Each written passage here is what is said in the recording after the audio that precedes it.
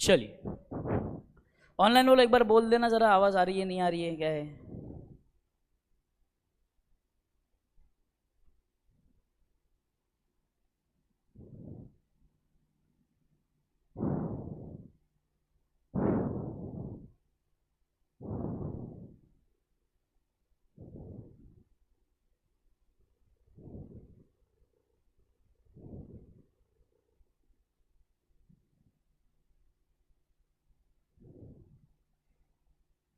पता नहीं पिन किधर है?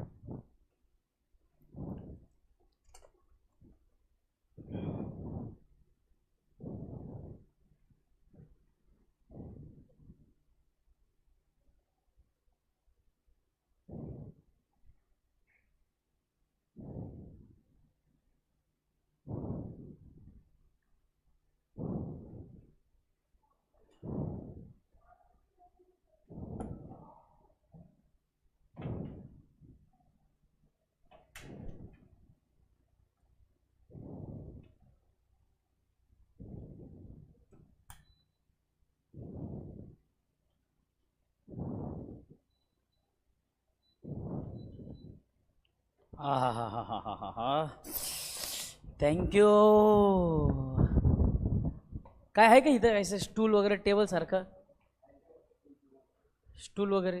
काय ते हवा खाली पाहायला लागते.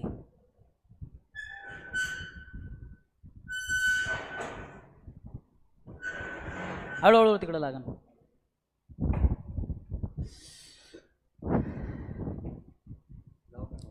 धन्यवाद.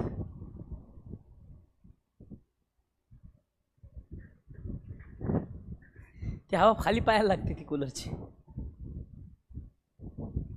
चलिए ऑनलाइन बोलो शुरू करें. आइए सर, मैं गर्मा गर्म फ्रेश न्यू टॉपिक जिसका नाम है scheduling. Queuing and scheduling model हम देख रहे थे, जिसमें हम शेड्यूलिंग पे आ गए हैं. शेड्यूलिंग खत्म करेंगे. शेड्यूलिंग 15-20 मिनट में खत्म हो जाएगा. एक ही सम है उसके ऊपर, पूरा सिलेबस में एक सम है उस पर, सिर्फ एक ही सम, दैट्स इट. वो एक ही सम है और एग्जाम में आने के चांसेस उसके ना के बराबर है. बट सिलेबस में है तो पढ़ना पड़ेगा ना भाई साहब, छोड़ थोड़ी ना सकते हैं ऐसे. आइए चलिए बड़े.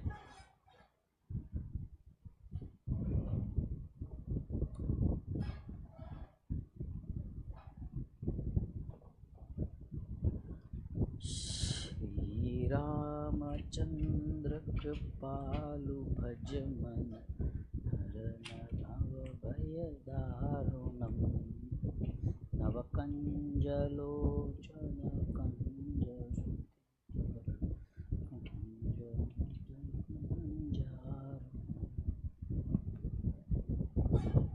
चलिए सर. हे प्रभु इतनी गर्मी.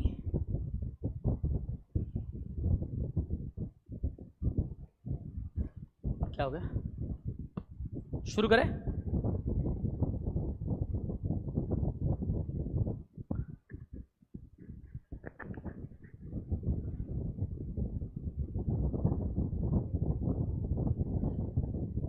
कौन सा चैप्टर पढ़ रहे हैं अपन? शेड्यूलिंग. ठीक है, 5 है, बिल्कुल ही स्टेप्स बेस्ड काम है, बड़ा ही आसान है. ठीक है, आइए.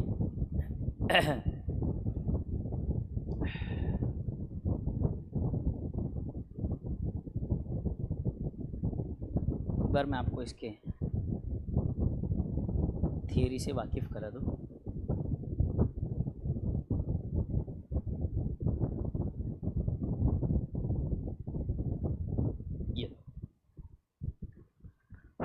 What is scheduling? पहले समझते थियरी इसका फटाफट शॉर्ट में और फिर आगे बढ़ेंगे. What is scheduling? Scheduling is the process of arranging, controlling, optimising work and workloads in a production process of manufacturing process. Schedule करना मतलब क्या? पहले कौन सा काम होगा, फिर कौन सा काम होगा, फिर कौन सा काम होगा. एक प्रकार से आपका क्यूइंग की तरह हो ना. क्यूइंग को, काम को आप अरेंज कर रहे हो तो उसको हमने शेड्यूल बोल दिया कि कौन सा काम कब शेड्यूल करना है, कब किसका मीटिंग कब किसके साथ शेड्यूल करना है. That is scheduling.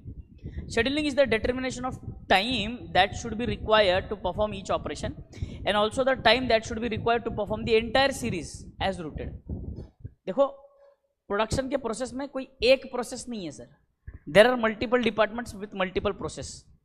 Multiple department multiple process, तो हमको ये देखना है कि कौन से प्रोसेस को कितना समय लग रहा है और वो पूरे प्रोडक्शन प्रोसेस को, जो हर एक छोटे छोटे प्रोसेस मिलाकर सबको कितना समय लग रहा है। Scheduling technique is an important technique for determining starting and the completion timings of each operation and that of total manufacturing process so that the man and machines can be utilised to the maximum. बस काम ले लिया, काम कर दिया, हाथ से चालू, ऐसा नहीं है। हमको पता होना चाहिए कि जो भी हम काम हाथ में ले रहे हैं उसको कितना समय लगने वाला है। आप ज़बरदस्ती ओवरलोड काम ले लेंगे ये सोच के कि काम हो जाएगा, बट काम अटकेगा तो नुकसान खाएंगे, सामने वाला पेनल्टी लगाएगा ना, काम समय पे नहीं हुआ तो। एक दूसरा सर, दूसरी बात ऐसी है कि हो सकता है कि हम ऐसा हो कि हम समझेंगे कि हमारे पास ऑलरेडी एक जॉब चल रहा है, बट वो जॉब चलते हम दूसरा कुछ काम नहीं लेंगे, फिर जब वो जॉब खत्म हो जाएगा तब आपके हाथ में काम नहीं रहेगा। तो आपको पता होना चाहिए कि हमने जो काम, हमारे हाथ में जो टास्क लिया हुआ है हमने, उसको कितना समय लगने वाला है, वो कब कंप्लीट होगा। ये जब पता चलेगा तब हम हमारे रिसोर्सेज और हमारे पास जो लेबर है उनका सही इस्तेमाल कर पाएंगे, वेस्टेज नहीं होगा sir. Scheduling depends upon a number of factors like routing, method of production, quantity of production, transportation of raw material, production capacity, इन सब पे डिपेंड करता है शेड्यूलिंग। शेड्यूलिंग किस पे डिपेंड कर रहा है? Once again, routing, method of production, quantity of production, transportation of raw material and production capacity. The probable data for delivery specified by customer in their orders and the past records. Relationship between routing and scheduling. Routing और scheduling में क्या relation है sir? Routing and scheduling are interconnected and either of these activities cannot be undertaken independently. Routing scheduling दोनों साथ में होगा, सिर्फ routing नहीं होगा, सिर्फ शेड्यूलिंग नहीं होगा। करना है तो काम पूरा करना है तो आपको दोनों चीज़ें लगेगी सर, रूटिंग भी करना पड़ेगा और शेड्यूलिंग भी। Very difficult to prepare schedules without determining the routing of the sequence of the operation. अरे रूटिंग एंड शेड्यूलिंग का मतलब क्या? रूट मतलब रास्ता जो आपने डिसाइड किया है, बराबर ना सर? यहाँ से गोवा जाना है तो गोवा जाने के लिए रास्ता कौन सा अपनाएंगे सर? रूट। Which route? फिर रूट में हम शेड्यूल करते हैं। रूट में जब यहाँ से निकलेंगे, यहाँ से यहाँ जाने के लिए इतना समय लगेगा, ब्रेकफास्ट के लिए यहाँ रुकेंगे, ब्रेकफास्ट करने के बाद यहाँ से और आगे जाएंगे, यहाँ पे हम लोग लंच के लिए रुकेंगे, तो हम यहाँ पे गोवा पहुँच जाएंगे। हम ये रूट लेंगे, वो रूट लेंगे, ऐसे करते चलेंगे। आप समझ रहे हो बात को? जैसे अभी मैं आपको बताऊँ, हमने गोवा जाते समय हम लोगों ने तो कार की थी, अभी मैं रिसेंटली नहीं गया था, 1-2 महीने पहले गोवा, तो हमने कार की थी। हम फ्रेंड्स का ग्रुप गया था, 3 कपल थे हम लोग इंक्लूडिंग मी।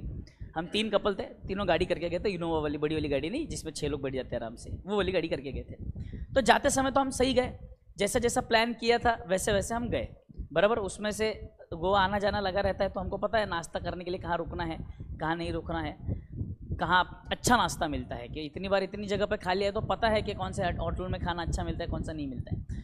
तो एक गोवा वेस्ट बोल के एक होटल आता है, जब निप्पणी के पास पहुँचते हैं वहाँ से एक गोवा के लिए एक रूट एंड रूट होता है। तो हमारा जो रूट था वो टोटली अलग रूट से हम लोग जाते हैं, क्योंकि जनरली जो पूरा गांव गोवा जिस गोवा में जाता है हम उस गोवा में नहीं जाते, हमारा गोवा अलग है, ठीक है।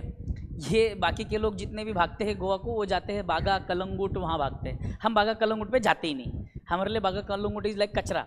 यहाँ पे दुनिया का कचरा पड़ा हुआ है, लूट मार मची हुई है फालतू के रेट से, जस्ट बिकॉज के वहाँ पे क्राउड ज़्यादा है। हम वहाँ पे जाते ही नहीं, हम रहते हैं आरंबल साइड, आरंबल, सियोलिम, कैंडोलिम, वैगटोर, ये वाले बीचेस वहाँ पे नज़दीक पड़ते हैं हमको, वो वाले बीच पे। और हमारा जो पहचान वाला है होटल वाला जहाँ पर हम रहते हैं वो अरंबल बीच पे है, मतलब ऐसे उसके बैक साइड पे ऐसे 5 मिनट की दूरी पे बीच है, तुरंत वॉकिंग चले जाएंगे तो मिल जाएगा बीच ऐसा, अरंबल बीच। अरंबल में रहते हैं हम लोग, और वहाँ पे मेजोरिटी आप देखेंगे तो मेजोरिटी फॉरेनर्स ही दिखेंगे, मेजोरिटी फॉरेनर्स दिखते हैं वहाँ पे। मतलब वहाँ पे फॉरेनर्स ऐसे है कि वो सेटल हो गए वहाँ पे, उनके घर है, उनके खुद के बिजनेसेस चालू कर लिए उन्होंने, वो एरिया है, वैसा एरिया है वो। तो हम लोग वहाँ पे रहते हैं, तो हमारा जाने का रूट ही अलग है। जो नॉर्मल रूट जो बाकी का वो गोवा का वो जो चेक पोस्ट वगैरह लगता है हमको लगता ही नहीं है, सावंतवाड़ी वगैरह करके जाते हैं हम लोग, वहाँ से जाते हैं हम लोग। तो चेक पोस्ट लगता नहीं, चेक पोस्ट यानी कि छोटा सा चेक पोस्ट है, 2 बैरिकेड लगाए हुआ, एक पुलिस, छोटा सा पुलिस स्टेशन है झोपड़े जितना, वो चेक पोस्ट है बस। एक पुलिस वाला आएगा कार में, एक बार झुक के खत्म, गया। अब जाते समय का रास्ता पूरा पता था, आते समय पता नहीं हम कौन से रास्ते से आए, पता ही नहीं चला। हम सुबह 11 बजे निकले, वैसे तो दिन में ही निकले थे, वो पता ही नहीं रूट कौन सा था, पता ही नहीं चल रहा। वो रूट एक तो इतना भयानक घाट, मतलब ऐसे खिड़की से बाहर देखो तो पहाड़ इतना भयानक था कि भाई गिर गए तो खत्म है, वापस घर ही नहीं जाएंगे, भगवान के घर ही जाएंगे सीधे, इतना भयानक रूट। और रूट ऐसा खाली सुनसान वीरान ऐसा पड़ा है, जमीन ही जमीन है, जंगल ही जंगल है। बोला भाई कहाँ जा कर रहे अपन, नक्की समझ में ही नहीं आ रहा यार, कौन सा रूट पकड़ लिया अपन ने। शाम के समय हमको खाना खाने का था, हम लोगों ने डिसाइड किया था कि अभी ब्रेकफास्ट हल्का हल्का ब्रेकफास्ट कर लेंगे, 1:30-2 बजे के आसपास खाना खाएंगे, 1:30-2 बजे के आसपास खाना खाएंगे। खाना खाने के लिए होटल ही नहीं मिल रहा है, होटल ही नहीं है, होटल ही नहीं। और शाम को हम लोगों ने खाना कितने बजे खाना, हमने शाम को 5:30 बजे खाना खाया है। चिप्स खाते खाते घूम रहे हैं, बोला कहीं तो चिप्स मिल जाएंगे, चिप्स खा लेंगे।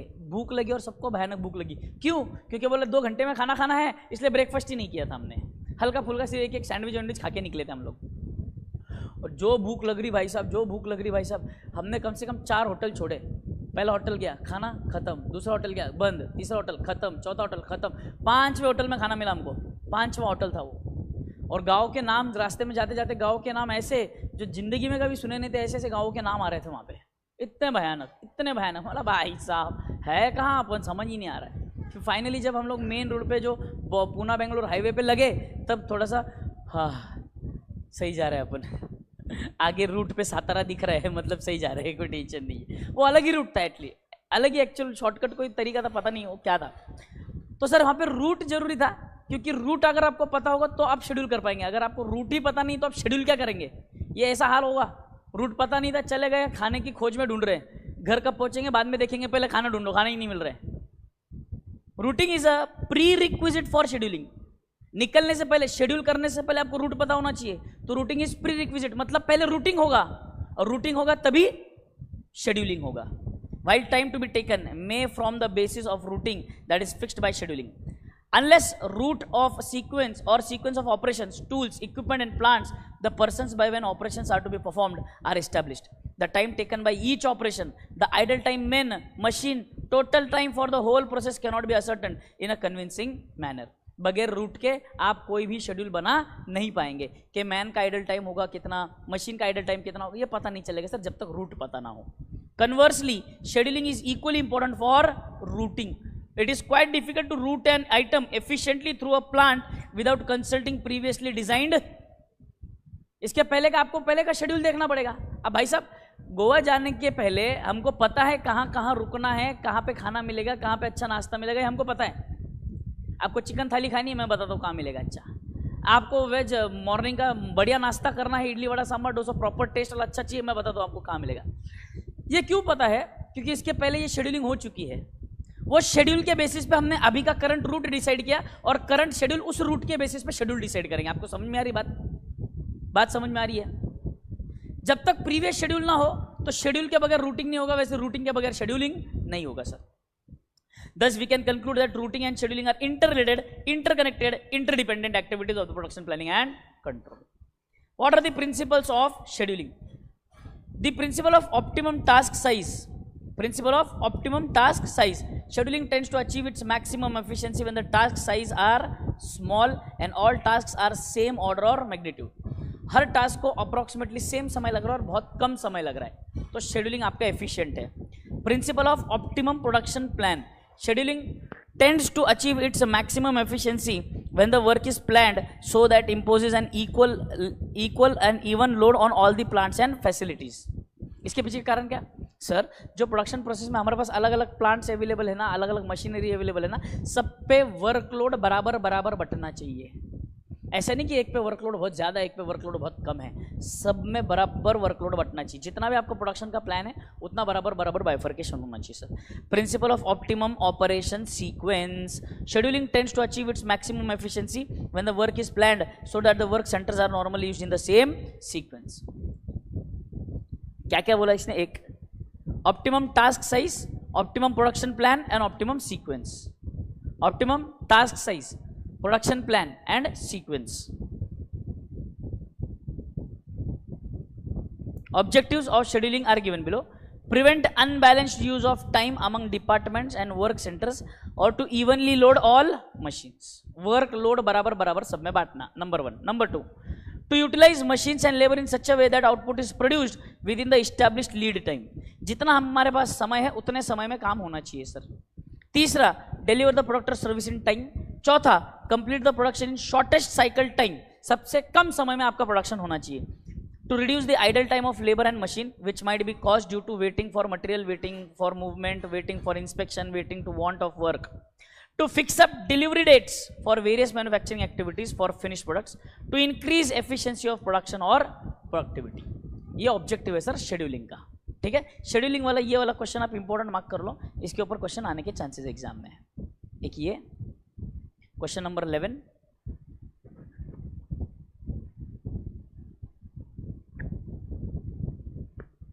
और ये relationship between routing and scheduling.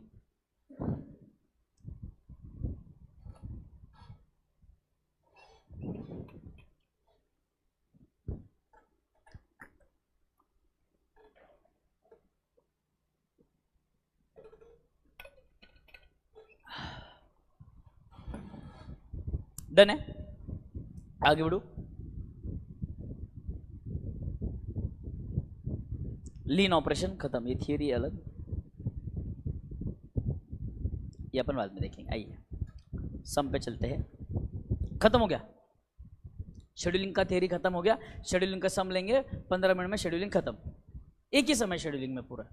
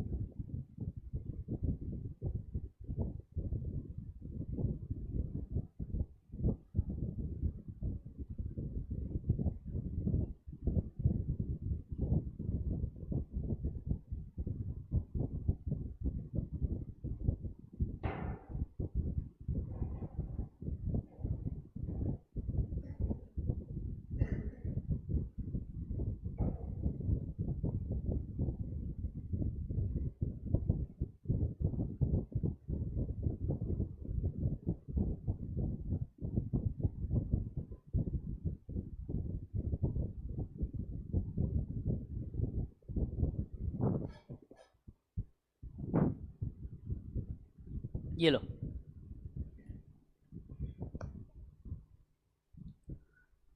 ये एक ही सम है. एग्जाम में आया तो यही आएगा, नहीं तो नहीं आएगा. नंबर 1. नंबर 2, शेड्यूलिंग का क्वेश्चन अभी तक एग्जाम में पूछा नहीं गया. एक ही बार पूछा गया था इतने सालों में शायद, बट अभी तक पूछा गया नहीं है, तो ऐसा इतना इंपॉर्टेंट नहीं है. ठीक है, स्टेप्स है इसके अंदर, स्टेप समझने हैं. ये बेसिकली आपका स्टैटिस्टिक्स अपन करते थे ना, स्टैटिस्टिक्स, क्यूमुलेटिव पता करना वगैरह वगैरह, ये वैसा है. That's it. आइए चलो, क्या क्या दिया है देखते हैं क्वेश्चन में. The processing time in hours for 5 jobs. Sir job 5 है, 1 2 3 4 5 जॉब है सर. ठीक है, बढ़िया, मजा आएगा. Of a single machine scheduling is given. एक मशीन है, उसके 5 जॉब है. एक मशीन के कितने जॉब है? 5. Find the optimal sequence which will minimise the mean flow time and find the mean flow time. Mean flow time, average flow time यानी कि एवरेज, मीन मतलब एवरेज, एवरेज फ्लो टाइम यानी कि पूरे process को लगने वाला समय. ये 5 जॉब कंप्लीट करने के ऑन एन एवरेज अपने को कितना समय लगेगा, हमको वो चाहिए sir. Done. Done sir. Determine the sequence which will minimise the weighted mean flow time and also find the mean flow time. बात समझो, ये 2 क्वेश्चन है बेटे, 2 चीजें हैं यहाँ पर. एक मीन फ्लो टाइम और दूसरा weighted mean flow, weighted mean flow time. Mean flow time, weighted mean flow time. खत्म. खत्म, सिंपल. आ जाओ देखते हैं, बड़ा सिंपल है सर. हम लोग क्या करेंगे, सबसे पहले ये देखो, ये क्या है? Processing time. प्रोसेसिंग टाइम मतलब उस जॉब को कितना समय लगेगा. पहले जॉब को 30 घंटे, दूसरे को 8, तीसरे को 10, चौथे को 28, पांचवे को 16. वेटेड, वेट, ये वेट दिए, वेट्स. वेट समझता है? वेट्स अपन स्टैटिस्टिक्स में वेट्स देते थे, है ना. वेट्स किसके बेसिस पे दिया है मालूम नहीं अपने को, उन्होंने वेट दिया है. आपको याद होगा तो अपन स्टैटिस्टिक्स वगैरह में वेट देते थे अकॉर्डिंग टू द इंपॉर्टेंस. जो ज़्यादा इंपॉर्टेंट है उसको ज़्यादा वेट मिलता था, जो कम इंपॉर्टेंट है उसको कम वेट मिलता था.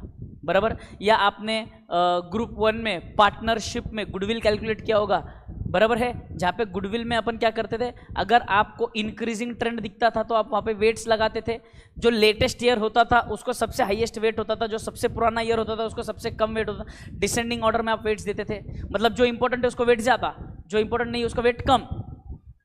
समझ में आई ना बात? तो इन्होंने कौन से वेट्स कौन से बेसिस पे दिया पता नहीं, शायद डिलीवरी के बेसिस पे हो या इंपॉर्टेंस प्रायोरिटी के बेसिस पे हो, हमको पता नहीं सर। बट इतना पता है हमको, जिसको ज्यादा वेट है वो ज्यादा इंपॉर्टेंट है, इतना तो समझ में आता है सर हमको। बढ़िया। First arrange the job as per the SPT, shortest processing time. किया था क्या अपन ने? ए दगड़ घालीन डोक्यात यार, ऐसे क्या कर रहे हो तुम लोग? वो टॉपिक नहीं किया अपन ने, वो इसमें एक झटके में खत्म कर दिया था अपन ने वो टॉपिक यार। वो EDD, early due date, shortest process, हाँ लाइन बैलेंसिंग। लाइन बैलेंसिंग में नहीं कराया था अपन ने? Shortest processing time, longest processing time, slack time, lowest slack time, crucial rate time, याद आया क्या? तो उसमें एसपीटी था ना, shortest processing time. Shortest processing time क्या बोलता? सबसे पहले वो काम करेंगे जिसको सबसे, तो अब देखो ना यहां पे सबसे कम समय किसको लग रहा है? 1 2 3 4 5, मतलब 2 2 3 5 4 1, 2 3 5 4 1, और ये उनका टाइम। बराबर बराबर।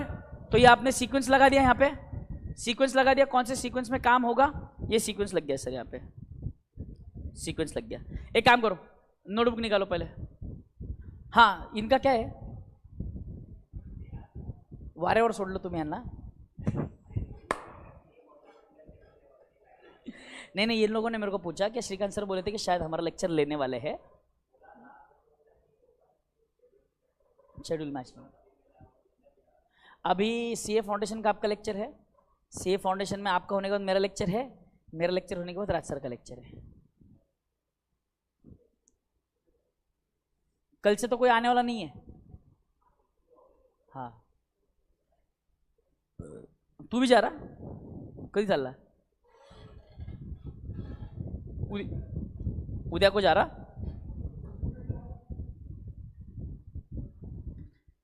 चलो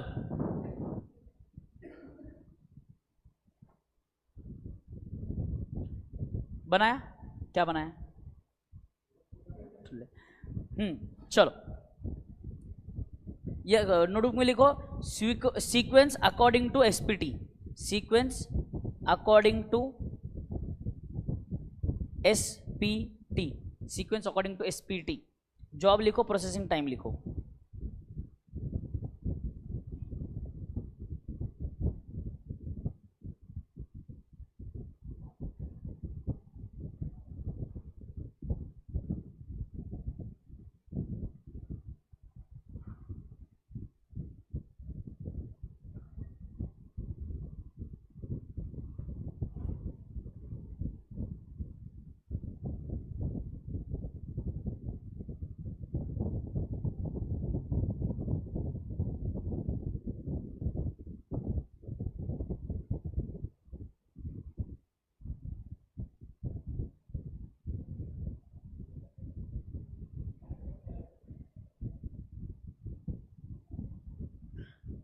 बोलो जॉब, बोलो सीक्वेंस, बोलो जॉब का।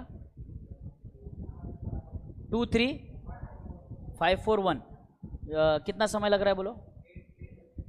8 10 16 28 30, बराबर। स्टेप 1 आपने क्या निकाला? एसपीटी, शॉर्टेस्ट प्रोसेसिंग टाइम के हिसाब से सीक्वेंस निकाला। स्टेप 2, स्टेप 2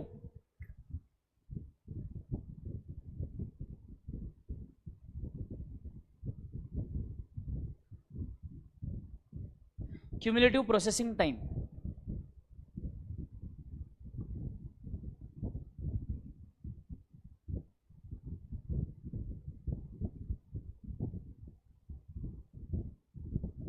एक क्यूमुलेटिव प्रोसेसिंग टाइम का मतलब क्या है? प्रोसेसिंग टाइम का मतलब समझता क्या? ये प्रोसेसिंग टाइम सर। क्यूमुलेटिव का मतलब समझता क्या? क्या सबको ऐड करने का? ये 8, ये 18, 34, 62, 92। Done. Everybody done, everybody done.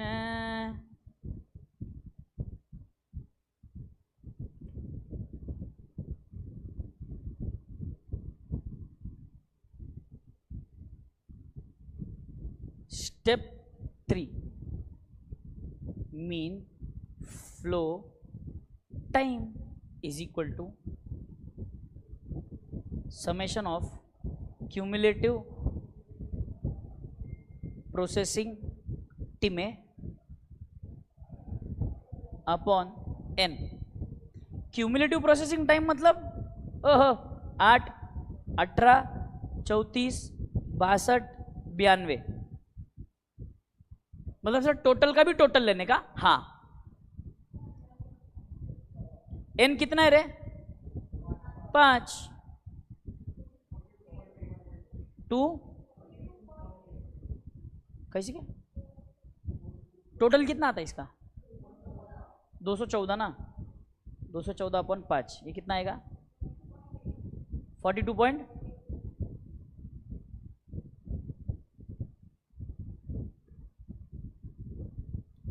ये समझ में आया तुमको क्या किया है इसने? ये फॉर्मूला समझ में आ रहा है क्या? फॉर्मूला समझ में आ रहा है क्या? घंटा मेरे को ही समझ में नहीं आया, तेरे को क्या समझ में आया रे? हैं? मेरे को मेरे पल्ले नहीं पड़ रहा वो, इसलिए मैंने ये फॉर्मूला बनाया तो बोले यस सर बोल रहा हूँ बेशरम आदमी।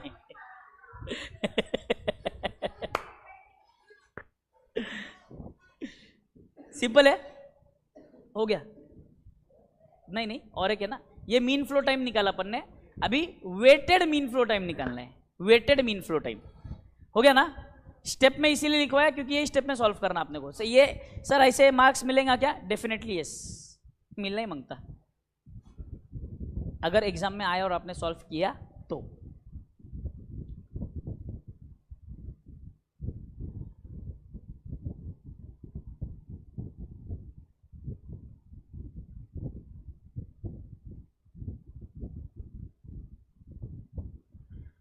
वेटेड मीन फ्लो टाइम चालू करने का।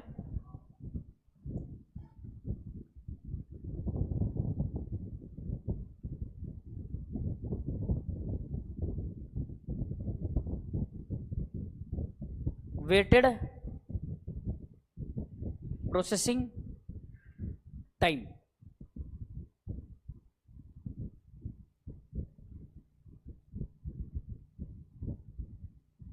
Processing time upon weights.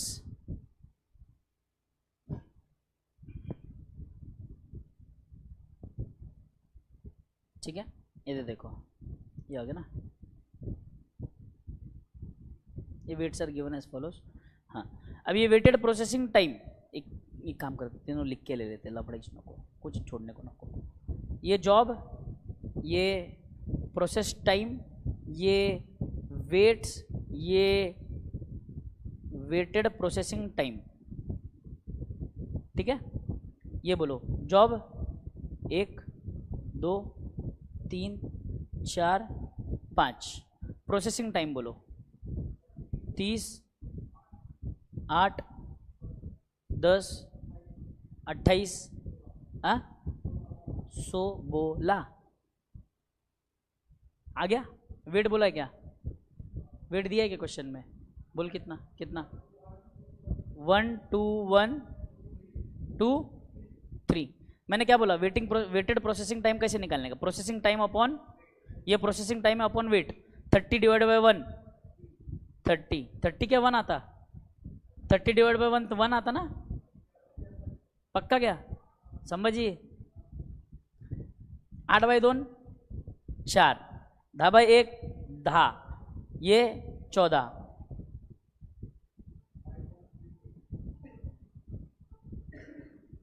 5.31, 33 क्या 31?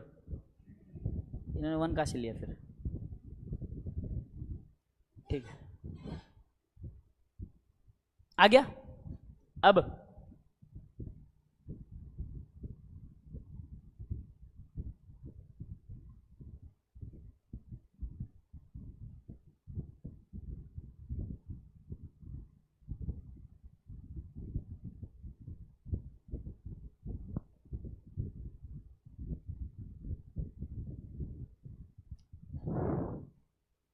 वेटेड प्रोसेसिंग टाइम के असेंडिंग ऑर्डर में इसको हमें सीक्वेंस लगाना है।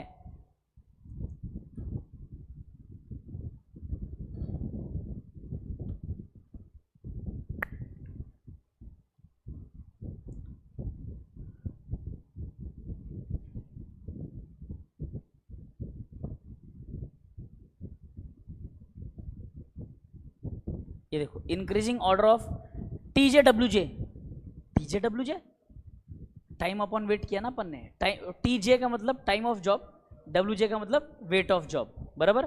तो उसकी सीक्वेंस में अपने को लगाना है। ये देखो सीक्वेंस यही रहेगा, जॉबर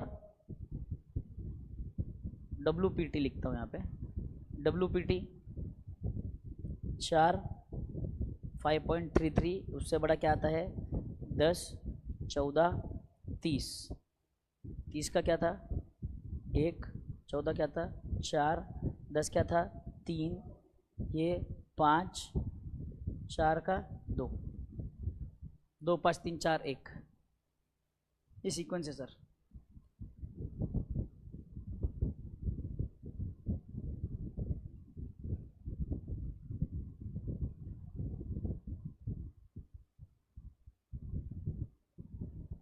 डन। स्टेप 2,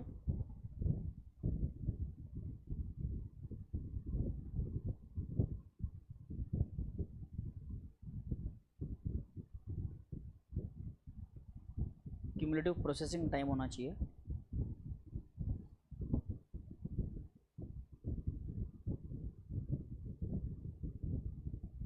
क्या लिखता भगवान जाने, क्यूमुलेटिव प्रोसेसिंग टाइम।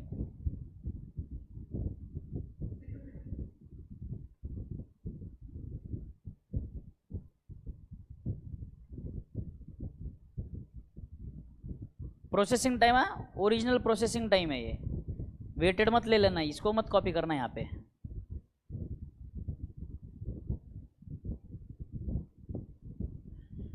सीक्वेंस यही रहेगा बट 2 5 3 4 1, 2 का प्रोसेसिंग टाइम कितना था 8, 5 का, 3 का, 4 का, लो क्यूमुलेटिव वापस 8 8 और 16 24 10 34 28,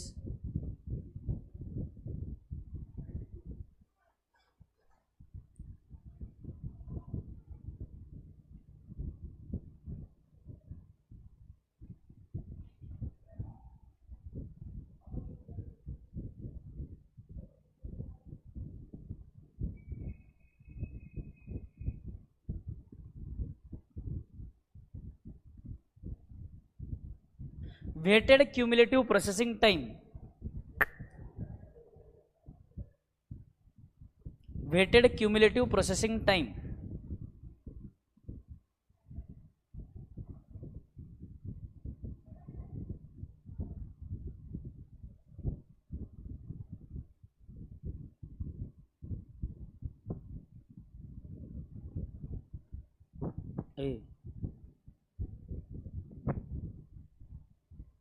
ये अपन ने क्यूमुलेटिव लिखा, वेट्स लिखने अपने को और इसको मल्टीप्लाई करना है।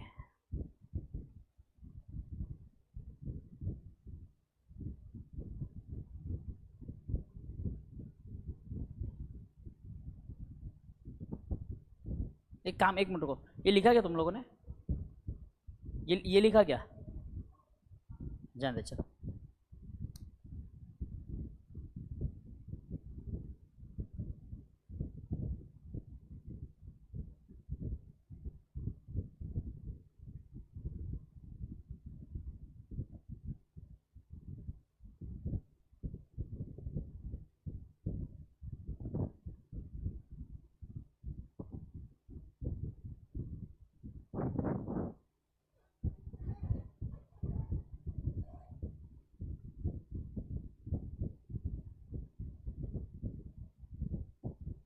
Weighted cumulative processing time, job 2, 5, 3, 4, 1, 8, 16, 10, 28, 30, cumulative processing time 8, 24, 34, 62, 92। Weights बोलो ना इनके इनके क्या क्या है।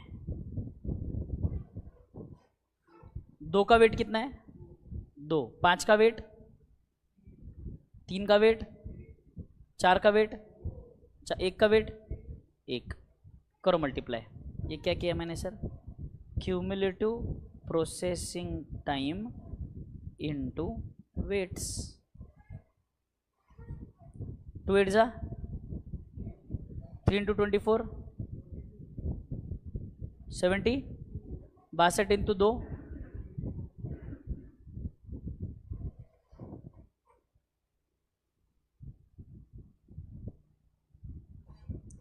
Done.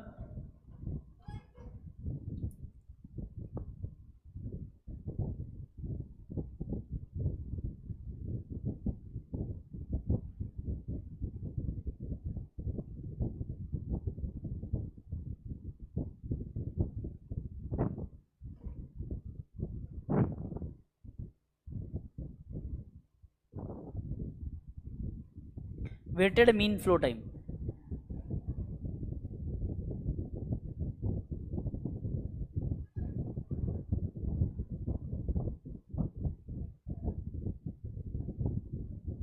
Weighted mean flow time आएगा आपका summation of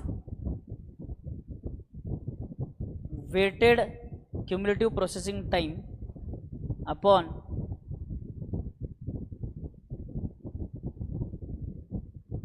summation of weights. हाँ हाँ 16, 72, 34, 124 और 92 डिवाइडेड बाय वेट्स कितने थे सर? 2 + 3 + 1 + 2 + 1 कितना? Upon 9 37 point.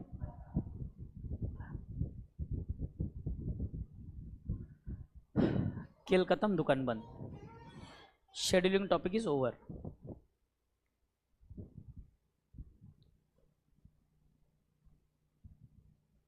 Any doubt? पक्का पक्का पक्का कोई डाउट नहीं है? Very good.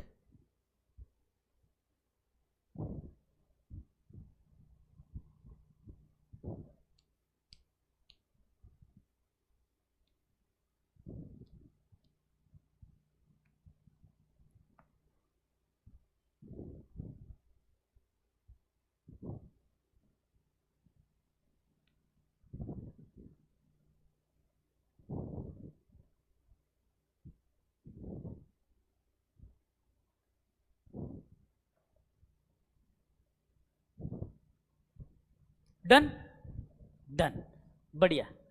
So we'll stop the lecture over here. We'll be meeting again in 5 minutes with new topic for LPP. काय झाला? अरे रिकॉर्डिंग के लिए किया रे मैंने सिर्फ ऐसा। How do you do people do?